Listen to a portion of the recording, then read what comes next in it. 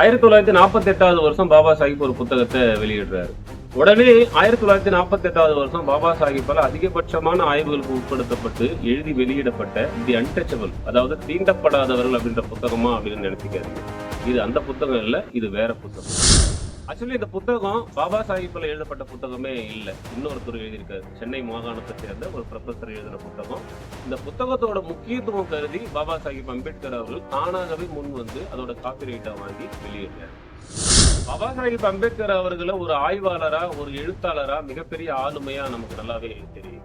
இந்த உலகத்தோட நிறைய பேரோட புத்தகங்களை படிச்சிருக்காரு, நிறைய பேரோட கோட்பாடுகளை ஆய்வு பண்ணியிருக்காரு. அதுல சில பேரோட கோட்பாடுகளை நிராகரிச்சிருக்காரு, சில பேரோட கோட்பாடுகளை மாற்றி அமைச்சிருக்காரு, சில பேரோட கோட்பாடுகளை பாத்தீங்கன்னா பயங்கரமா கிரிட்டிசைஸ் பண்ணியிருக்காரு.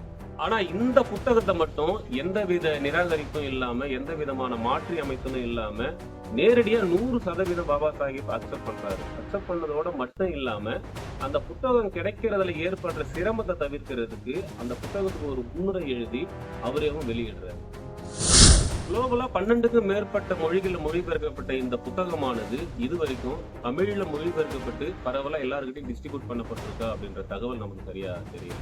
அப்படி இந்த அளவுக்கு முக்கியத்துவம் கொடுக்கப்பட்டு பாபா சாஹிப்பால வெளியிடப்பட்ட அந்த புத்தகத்தோட பேர் என்ன, அந்த புத்தகத்தை எழுதியவர் யாரு, ஆக்சுவலி அந்த புத்தகம் என்னதான் சொல்ல வருது, அந்த புத்தகத்துல என்னதான் இருக்கு, எதுக்காக பாபா சாஹிப்பே முன் வந்து அந்த புத்தகத்தை வெளியிட்டாரு?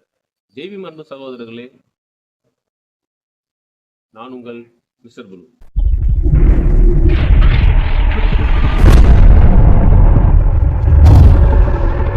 எசன்ஸ் ஆஃப் புத்திசம் அப்படின்றதாங்க அந்த புத்தகம். இந்த புத்தகத்தை எழுதினவர் ப்ரொஃபசர் லட்சுமி நரசு, சென்னை மாகாணத்தை சேர்ந்தவர்.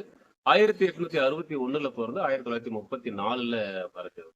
இவரை பத்தியும் இவரோட லிட்ரேச்சர் ஒர்க்கை பத்தியும் பாபா சாஹிப் அம்பேத்கர் அவர்கள் தி எசன்ஸ் ஆஃப் புத்திசம் அப்படின்ற அந்த புத்தகத்துக்கு எழுதின முன்னுரையானது பார்த்தோம் அப்படின்னா வால்யூம் 17 பார்ட் 2ல பக்கம் 86ல இருந்து 88 வரைக்கும் இருக்குங்க. தமிழ் தொகுதியில சொல்லணும் அப்படின்னா வால்யூம் 36ல பக்கம் 117ல இருந்து 121 வரைக்கும் இருக்கு. புத்தகத்தோட முன்னுரையில பாபா சாஹிப் என்ன சொல்ல வர்றாருன்னா, இந்த புத்தக ஆசிரியர் இருக்காரு பாருங்க, ப்ரொஃபசர் நரசு, அவரோட தனிப்பட்ட வாழ்க்கையை பத்தியும் அவரோட லிட்ரேச்சரை பத்தியும் எனக்கு பெருசா எதுவுமே தெரியாது. பட் இருந்தாலும் அவருடைய நண்பரான சென்னையை சேர்ந்த டாக்டர் பட்டாபி சீதாராமையா அவர்களை சந்திச்சு இந்த எழுத்தாளரோட, இந்த ஆர்த்தரோட தனிப்பட்ட வாழ்க்கையை பத்தியும் அவருடைய லிட்ரேச்சர் ஒர்க்கை பத்தியும் கூடுமான வரைக்கும் நான் தெரிஞ்சுக்கிட்டேன். ப்ரொஃபசர் நரசுவோட இந்த புத்தகத்தை பொதுமக்களுக்கு அறிமுகம் செய்து வைக்கிறதுல நான் ரொம்ப மகிழ்ச்சி அடைகிறேன்னு சொல்றாரு. ப்ரொஃபசர் நரசை பத்தி சொல்லணும்னா அந்த நூற்றாண்டோட ஒரு மிக திறமையான மனிதருங்க. சென்னை கிறிஸ்டியன் காலேஜில் பிசிக்ஸ் டிபார்ட்மெண்ட்ல BA பட்டம் பெற்றவர். ஒரு ஆசிரியராகவும் பயிற்சியாளராகவும் தொடர்ந்ததுனால 1897வது வருஷம் அசிஸ்டன்ட் ப்ரொஃபஸரா ப்ரமோட் ஆகிறார்.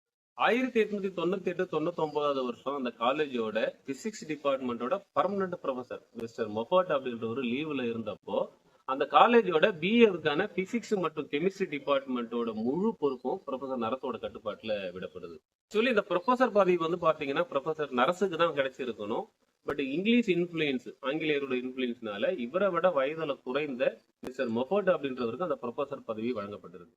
ப்ரொஃபசர் நரசு கம்பி இல்லா தந்தி, அதாவது வயர்லெஸ் டெலிகிராஃப்னு சொல்றாங்க, அந்த வயர்லெஸ் டெலிகிராஃப்ல பாத்தீங்கன்னா எக்ஸ்பர்ட்டா இருக்காரு. அந்த காலத்துல இந்த டிபார்ட்மெண்ட் ரொம்ப குழந்தை பருவத்துல இருந்ததாகவும், அப்படி குழந்தை பருவமா இருந்த அந்த காலகட்டத்திலேயே அந்த ஃபீல்டுல ரொம்ப எக்ஸ்பர்ட்டா இருந்ததாகவும் பாபா சாஹிப் சொல்றாரு. ப்ரொஃபசர் நரசு டைனமிக் டிபார்ட்மெண்ட்லயும் நல்லா எக்ஸ்பர்ட்டா இருந்திருக்காருங்க. டிபார்ட்மெண்ட்ல ஒரு பிரச்சனை ஏற்பட்ட பொழுது அதை சால்வ் பண்றதுக்கு ப்ரொஃபசர் நரசு வரும்பொழுது ஏற்பட்ட ஒரு சுவாரஸ்யமான சம்பவத்தை பாபா சாஹிப் நினைவு கூறுறாரு. ப்ரொஃபசர் வில்சன் ஒரு ஆங்கிலேயர், ரொம்ப தலக்கணம் பிடிச்சவரும் கூட. சென்னை மாநில கல்லூரியோட டைனமிக் டிபார்ட்மெண்டோட ப்ரொஃபசர்.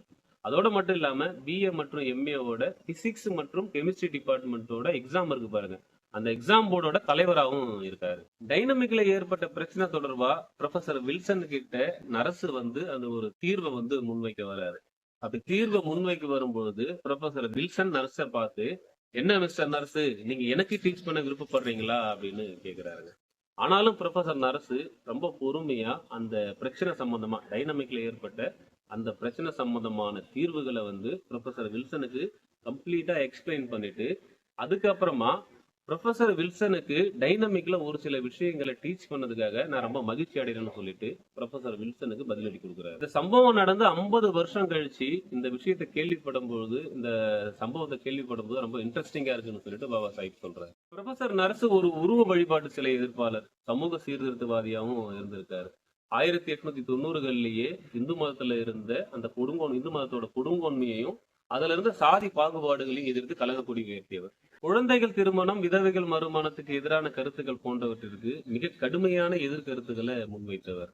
அவருடைய சமூக சீர்திருத்தத்துக்கு எடுத்துக்காட்டாவது பார்த்தோம் அப்படின்னா, அவருடைய குடும்பத்திலேயே, அவருடைய ஃபேமிலியிலே அவருடைய சகோதரர்கள்ல ஒருத்தவருக்கு ஒரு விதவையை பார்த்து திருமணம் செஞ்சு வச்சு மிகப்பெரிய புரட்சியை மேற்கொண்டவர். ப்ரொஃபசர் நரசோட இந்த செயல்பாடுகளுக்கெல்லாம் அடிப்படையா இருந்தது புத்திசங்க. புத்திசத்தை ப்ரொஃபசர் நரசு ரொம்ப நேசிச்சிருக்காரு. ரொம்ப நேசிச்சுட்டு நிறைய இடங்கள்ல நிறைய புத்திச சொற்பொழிவுகளை மேற்கொண்டிருக்காரு. அதனாலேயே பாத்தீங்கன்னா மாணவர் மத்தியில் அவருக்கு நல்ல செல்வாக்கும் ஏற்பட்டிருக்கு.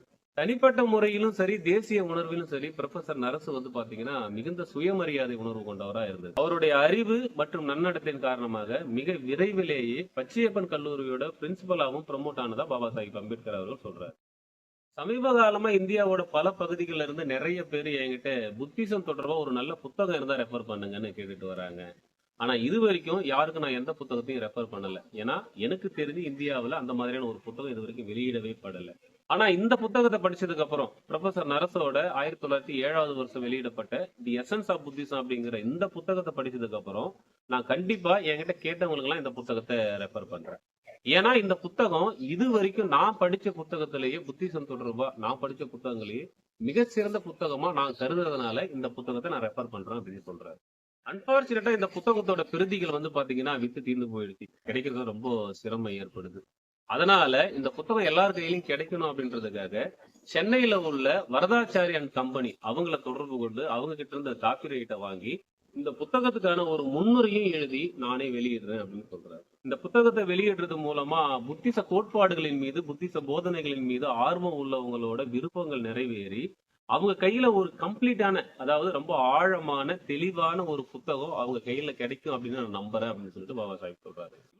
இவ்வளவு முக்கியத்துவம் வாய்ந்த இந்த புத்தகம் பாத்தீங்கன்னா உலகத்தோட பல மொழிகள்ல வெளியிடப்பட்டிருக்கு. அதாவது English, Chinese, Tibetan, Japanese, Korean, Vietnamese, தாய்லாந்தோட தாய் அந்த மொழி, சிங்களா, ஹிந்தி, ஜெர்மன், பிரான்ஸ், ஸ்பானிஷ்னு சொல்லிட்டு 12 மொழிகளுக்கு மேற்பட்ட மொழிகள்ல இந்த புத்தகம் மொழிபெயர்க்கும்.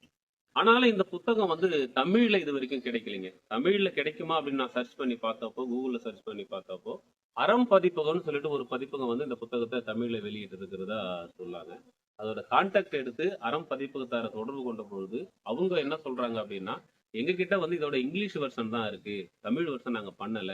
ஆழி பதிப்பகம்னு ஒரு பதிப்பகம் இருக்காங்க சென்னையில, அவங்க பண்ணியிருக்காங்க அப்படின்னு சொன்னாங்க. ஆழி பதிப்பகத்தார தொடர்பு கொண்டு கேட்ட பொழுது நாங்களும் இந்த புத்தகத்தை தமிழ்ல மொழிபெயர்க்கல அப்படின்னு சொல்லிட்டு சொல்லிட்டாங்க. இவ்வளவு முக்கியத்துவம் வாய்ந்த இந்த புத்தகத்தோட தமிழ் வெர்ஷன் தமிழ் வாசகர்களுக்கு கிடைக்கிறதுல இவ்வளவு சிரமம் இருக்குதுங்க. பட் இந்த புத்தகம் 1907 வெளியிட்டு இருக்காரு. அதுக்கப்புறம் பாத்தீங்கன்னா பாபா சாஹிப் அம்பேத்கர் அவர்கள் 1948 வெளியிட்டு இருக்காரு. வெளியிட்டதுக்கு அப்புறம் இத்தனை ஆண்டுகள் கழித்தும் இந்த புத்தகம் தமிழ்ல மொழிபெயர்க்கப்படலை அப்படின்னா இதுல எந்த விதமான அரசியல் இருக்குன்னு நமக்கு தெரியல. ஏன்னா தமிழகத்தை பொறுத்த வரைக்கும் புத்திசம் தொடர்பாகவும் அம்பேத்கரின் தொடர்பாகவும் மிகப்பெரிய முன்னோடிகள் எல்லா ஸ்டேட்டை விட நாங்க தான் முன்னாடி இருக்கோம் அப்படின்ற மாதிரி நிறைய முன்னோடிகள் இங்க இருக்காங்க. அப்படி இருந்தும் இந்த புத்தகம் எப்படி மிஸ் ஆச்சு அப்படின்ற தகவல் நமக்கு தெரியல. இதுக்குள்ள ஏதாவது அரசியல் இருக்குமா அப்படின்னு நமக்கு தெரியலங்க. இந்த புத்தக வெளியீட்டுல நமக்கு நிறைய டவுட் இருக்குங்க, நிறைய கேள்விகள் முன்வைக்க வேண்டியதா இருக்கு. ஏன்னா ப்ரொஃபசர் நரசோட புத்திசம் தொடர்பான இந்த புத்தகம் தான் இந்தியாவிலே மிகச்சிறந்த புத்தகம், நான் படிச்ச புத்தகங்களே மிகச்சிறந்த புத்தகம்னு சொல்லிட்டு பாபா சாஹிப் சொல்றாரு. ஒருவேளை இந்த புத்தகத்தை தமிழ்ல மொழிபெயர்த்தா ஏற்கனவே தமிழ்ல புத்திச பணிகளை மேற்கொண்ட மிகப்பெரிய ஆளுமைகள்னு சொல்லக்கூடிய ஒரு சிலரோட கோட்பாடுகள் அடிபட்டு போயிட்டு அவங்கள பின்னுக்கு தள்ளப்பட்டு ப்ரொஃபசர் நரசு முன்னுக்கு வந்துருவாரு அப்படின்னு நினைக்கிறாங்களா? இல்ல ப்ரொஃபசர் நரசு பாத்தீங்கன்னா கேஷுவலாவே பாத்தீங்கன்னா அவர் தெலுங்கு சமூகத்தை சேர்ந்தவர். தெலுங்கு அவரோட தாய்மொழி தெலுங்கா இருக்கு.